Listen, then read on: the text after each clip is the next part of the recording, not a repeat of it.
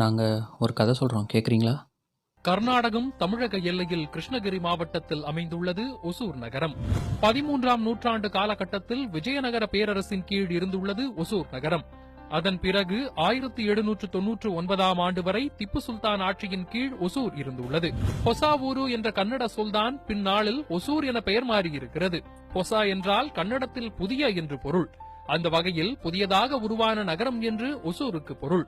10ஆம் நூற்றாண்டில் ஒசூர் நகரம் செவிடபாடி என்ற பெயரிலும் 13ஆம் நூற்றாண்டில் முரசு நாடு என்ற பெயரிலும் வழங்கப்பட்டு வந்துள்ளது. இப்படிப்பட்ட சிறப்பு வாய்ந்த ஒசூர் மாநகராட்சியில் நடந்த ஒரு கதை இல்லை, 2 கதை. யாரும் அதிகமாக போகாத அந்த எம்டி கிரவுண்டில் எதார்ச்சியாக வந்த ஒருத்தனுக்கு தடங்கல்ல ஆரம்பித்த அந்த நாள் அவனுக்கு அதிர்ஷ்டமாக மாறுச்சு.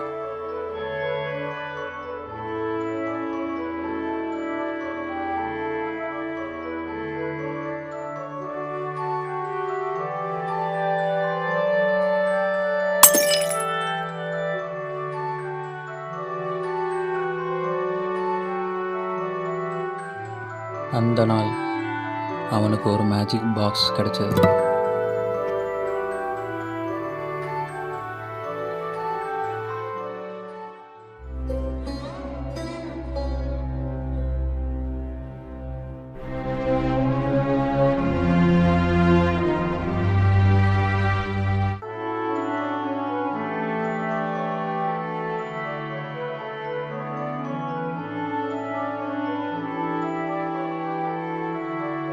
கூடவே ஒரு கிளாத்தும் கிடச்சிது.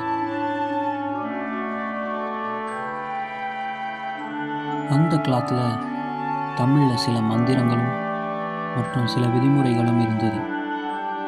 அதெல்லாம் பின்பற்றினால் மட்டுமே அந்த மேஜிக் நடக்கும். ரொம்ப யோசிச்சதுக்கப்புறம் அந்த மேஜிக் அவன் ட்ரை பண்ணி பார்க்கலான்னு முடிவு பண்ணுறான்.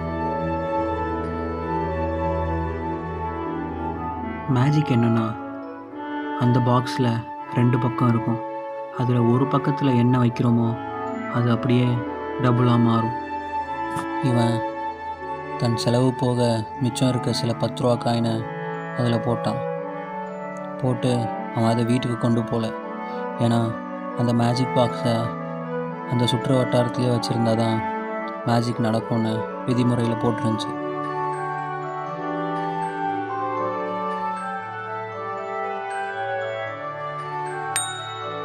அடுத்த நாள் சந்தேகத்தோடு வந்த அவன் கண்கள் சந்தோஷமாக மாறுச்சு. அவன் காயின்ஸ்லாம் டபுளாக இருந்தது. மேஜிக்கும் நடந்திருந்தது.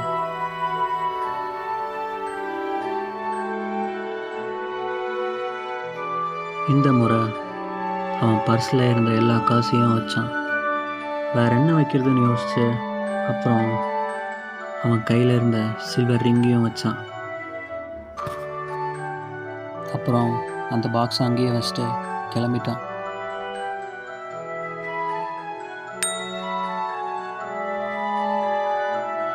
மறுநாள் வந்து பார்க்குறப்ப அதில் இருந்த எல்லாமே அப்படியே டபுளாக இருந்தது.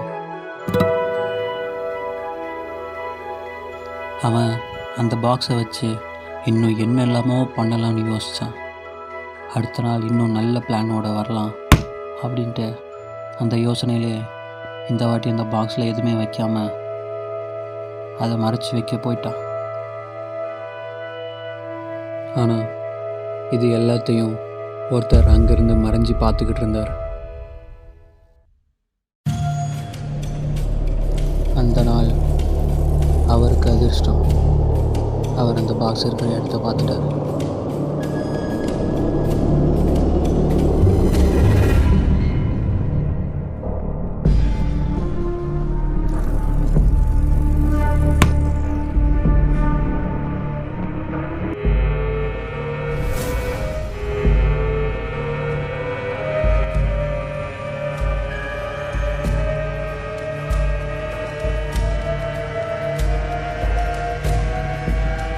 அவன் திரும்பி வரதை பார்த்த அவரு அங்கிருந்து மறைஞ்சிட்டான்.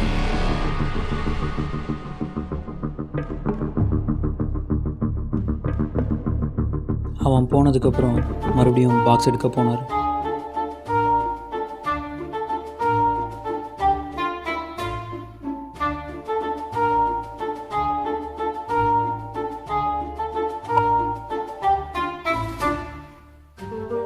அவன் எதெல்லாம் செஞ்சானோ அதை இவரும் செஞ்சார்.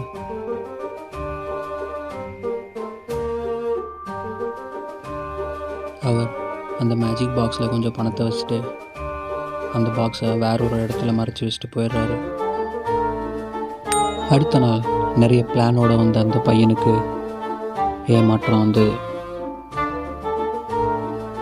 அவன் வச்ச இடத்துல அந்த பாக்ஸ் இல்லை. ரொம்ப பதறினான். என்ன பண்ணுறதுன்னே அவனுக்கு தெரில. ரொம்ப நேரம் தேடியும் கடைசி வரைக்கும் அந்த பாக்ஸ் அவனுக்கு கிடைக்கல. ஏமாற்றத்தோடு திரும்பி போனான்.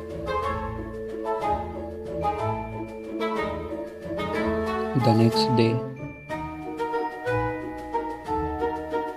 இவருக்கும் மேஜிக் நடந்திருந்தது. பணம் டபுள் ஆகி இருந்தது. இவரும் இந்த முறை அந்த பாக்ஸில் அதிகமான பணத்தையும் தன்னுடைய கோல்ட் ரிங்கையும் போட்டார். அப்புறம் அந்த பாக்ஸை மறைச்சி வைக்க போனார். ஆனால் வேறு இடத்துல.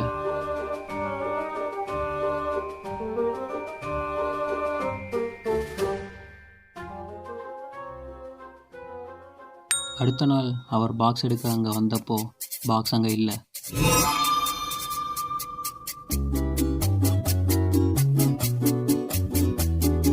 என் பேர் தீனா. நான் ஏழை குடும்பத்தை சேர்ந்தவன். சின்ன வயசுல எங்களை மட்டம் தட்டி ஒரு கெட்ட எண்ணத்தை எங்களுக்குள்ளே உருவாக்கிட்டாங்க. காசு தான் வாழ்க்கைன்னு தெரிஞ்சுக்கிட்டேன். ஏன் நான் ஏமாந்தவனாகவே இருக்கணும்? அதனால் ஏமாற்றணும்னு முடிவெடுத்தேன். அப்போ தான் அவரை பார்த்தேன். Rajapandian, government employee. அவரை ஏமாற்றலான்னு முடிவு பண்ணேன். இல்லாததை இருக்கிறவங்ககிட்ட தான் எடுத்துக்கணும். திருடிலாம் ஏமாற்றக்கூடாது. அவர் ஏமாந்தது அவருக்கே தெரியாத மாதிரி நம்ம ஏமாற்றணும். அப்படி தெரிஞ்சாலும் வெளியில் சொல்லாதபடி நம்ம ஏமாற்றணும். நிறைய யோசித்தேன். ஒருத்தனை ஏமாத்தணும்னா அவன்கிட்ட கருணை எதிர்பார்க்க கூடாது. அவன் ஆசையை தூண்டணும். அதான் பேசிக்கணும். அந்த டைமில் தான் நெட்டில் ஒரு கதை படித்தேன். ஒரு மேஜிக் பாக்ஸ் ஆமாம். அதில் எந்த பொருள் வச்சாலும் டபுள் ஆகுமா. காமெடியா. ராஜபாண்டியன், மேஜிக் பாக்ஸ், கிரவுண்ட், இது மூணையும் வச்சு நான் ஒரு பிளான் போட்டேன். ஒரு மேஜிக் பாக்ஸ் மாதிரி நானே கிரியேட் பண்ணேன். எனக்கு ஏற்ற மாதிரி ரூல்ஸ் எல்லாம் நானே அந்த கிளாத்தில் எழுதி வச்சேன்.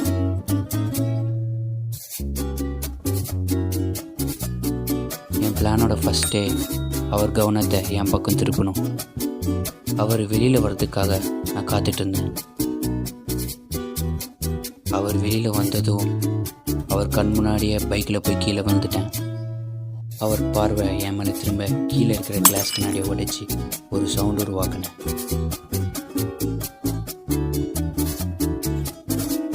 அப்போ ஒரு மேஜிக் பாக்ஸ் கீழே கிடைச்ச மாதிரி நானே வச்சு எடுத்தேன். அவர் நான் பண்ணுறதெல்லாம் பார்த்துக்கிட்டு இருந்தார். என்கிட்ட இருக்கிற காசெல்லாம் அவர் கண்ணு முன்னாடி அந்த பாக்ஸில் வச்சு அதை மறைச்சி வைக்கிறப்ப நானே டபுள் ஆக்கி வச்சிட்டேன்.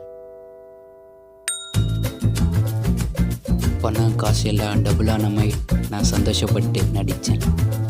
இன்னும் நிறைய காசு சில்வரிங்கெல்லாம் அதுக்குள்ளே வச்சேன். ஏன்னா அவரும் இதாக செய்யணும். இதுதான் என் பிளான். அவர் இதெல்லாம் மேஜிக்குன்னு நம்பணும். அவர் கண்டிப்பாக என்னை எங்கேருந்தோ பார்த்துக்கிட்டு இருப்பார். இந்த வாட்டி நான் அங்கே வைக்கிற மாதிரி வச்சு வீட்டுக்கு கொண்டு போயிட்டேன். வீட்டிலே காசு, ரிங்ஸ் எல்லாத்தையும் டபுள் பண்ணி அடுத்த நாள் சீக்கிரமாகவே அந்த இடத்துல போய் வச்சுட்டேன்.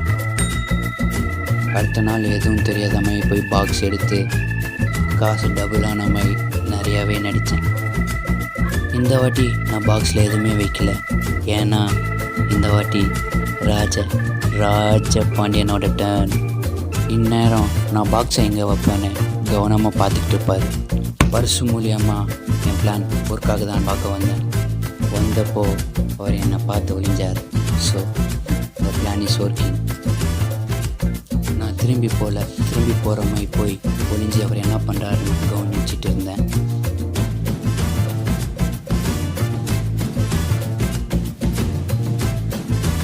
அவர் பாக்ஸ் ஓப்பன் பண்ணி நான் பண்ணனோ அதே பண்ணார். பண்ணணும், எனக்கு இது பத்தாது, அவர் அதை நம்பி இன்னும் நிறைய வைக்கணும். ஸோ அவர் போனதுக்கப்புறம் அவர் வச்ச பணத்தை நானே டபுள் பண்ணி திருப்பி வச்சுட்டேன்.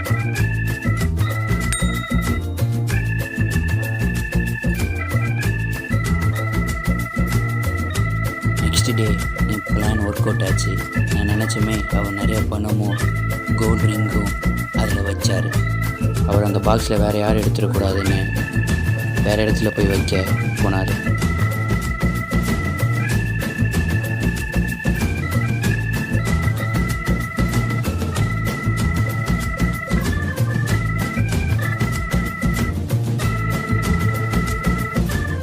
ஒரு வேளையாக அவர் பாக்ஸ் வச்ச இடத்த நான் பார்த்துட்டேன். அவர் போனதுக்கப்புறம் உடனே எடுக்க போயிட்டேன்.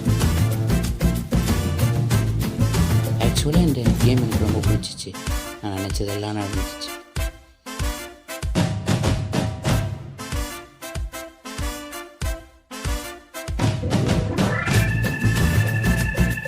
இனிமேல் அந்த பாக்ஸ் அவருக்கு கிடைக்காது.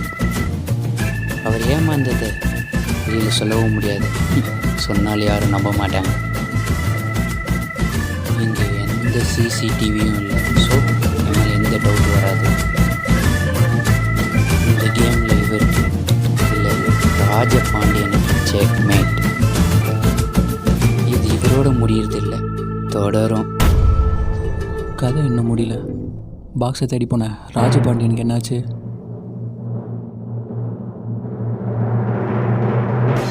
நான் பாண்டியன், ராஜபாண்டியன்.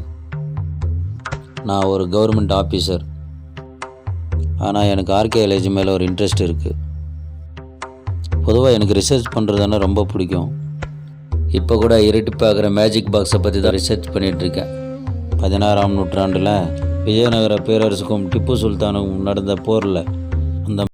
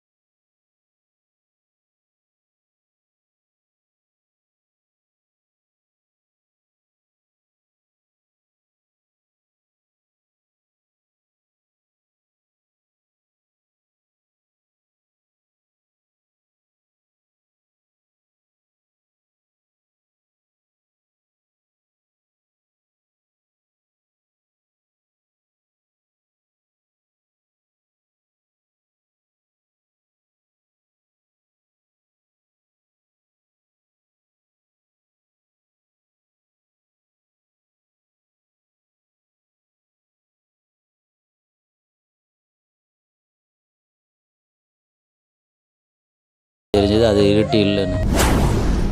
அது கூட இந்த துணியை பார்த்தேன். அதில் பழைய தமிழ் எழுத்துக்கு பதிலாக புது தமிழ் எழுத்துக்கள் இருந்துச்சு.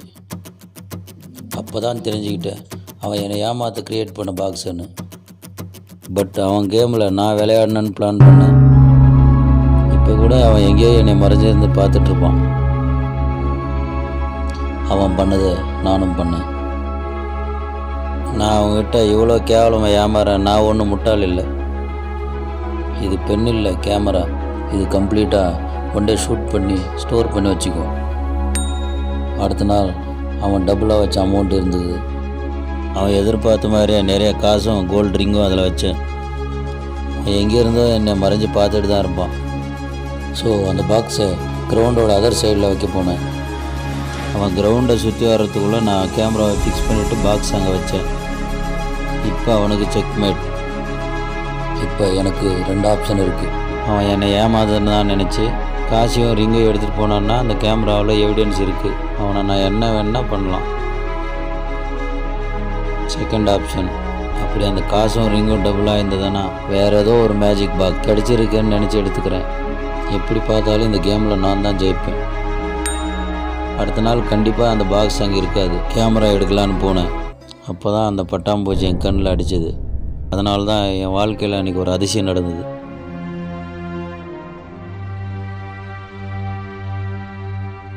நான் தேடி வந்த இரட்டி எனக்கு கிடைச்சது.